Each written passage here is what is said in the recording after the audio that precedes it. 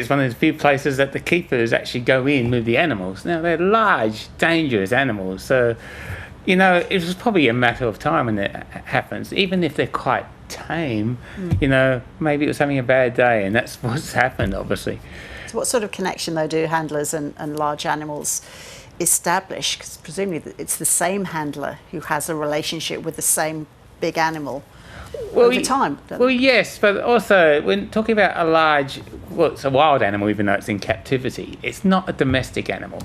Even domestic animals, the amount of injuries on horses and dogs, when you think about that. Now, this is a tiger that can cause some serious damage.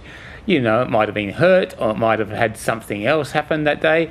Again, maybe there was a good rapport between the keeper and the animal, but, that particular day, an animal so big and dangerous, it actually attacked. So Dreamworld has Sumatran and Bengal tigers. Are either of these endangered or under threat in any way? All tigers are endangered. Again, in the wild, it's because of loss of habitat plus poaching for, exotic medicines, or what we call medicines. And so there's a major problem. They live in areas of huge human population growth. So, yes, tigers are endangered. And since, we all watched, we didn't all watch, the Tiger King a couple of years ago, it was revealed that there's more tigers in captivity in the United States than there are in the wild. So that's quite a staggering statistic. Yeah, it is. Lots of people, of course, now are talking about the whole practice of keeping large animals in captivity. What's your view on that? Well, the problem is that they are so endangered. They do have the threats of poaching and habitat loss.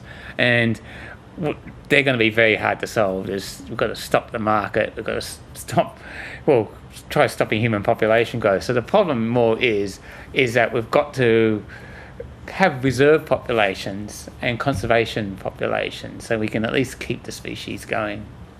Well, exactly. Those who are in favour of zoos and establishments like Dreamworld, they argue that they are important for education and conservation purposes, but how do you balance that with not exploiting?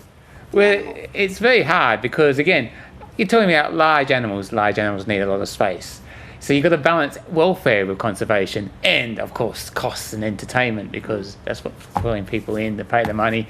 They're expensive things to feed. They're expensive places to run. So you've got to balance all those things. And also animals, you can tell tigers in small enclosures, they get bored, they show stereotypical behaviour of pacing, so you've got to keep them stimulated because, in the wild they're hunting and finding mates, and all of those type of activities require a lot of energy and a lot of activity. So you've got to make sure that in captivity you've got large enough enclosures that the animals are stimulated within those enclosures, and again, that they can be used as part of an international worldwide conservation breeding program. And you limit direct contact between animal and handler. Well, yes, I think that seems to be more of almost a WHS issue, or place health and safety issue, rather than just a conservation and welfare issue.